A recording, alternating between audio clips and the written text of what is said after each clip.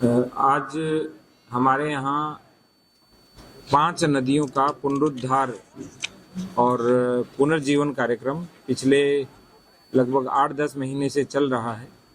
तो उसकी हमने आज ब्रीफ रखी थी, जिसमें सोत नदी का पुनरुद्धार जो 112 किलोमीटर लंबी थी, 71 ग्राम पंचायतों में बहती थी, तो उसका पुनरुद्धार गत वर्ष में किया गया, जिसमें 11,000 बांस के वृक्ष लगाए गए। इस बार सहजन, बांस और अन्य वृक्ष लगाने की और भी योजना है।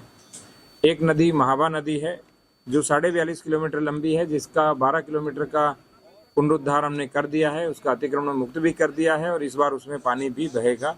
ये कुल 38 ग्राम पंचायतों में बहती है।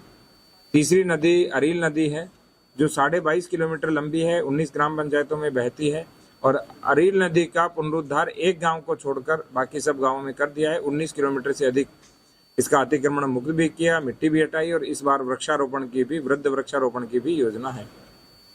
एक नदी हमारे यहाँ वर्धमार नदी है। वर्ध यहाँ पे बैल को बोलते हैं।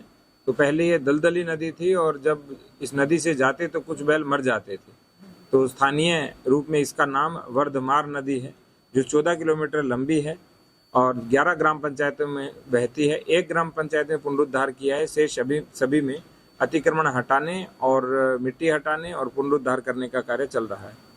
एक बहुत पवित्र, प्रसिद्ध और बड़ी नदी है महिष्मती नदी, जो कुल 18 किलोमीटर संभल कस्बे में बहती है, जो कुल 87 देव तीर्थ हैं और 68 तीर्थ या जल तीर्थ हैं। उसमें से एक महिष्मती नदी तीर्थ भी है।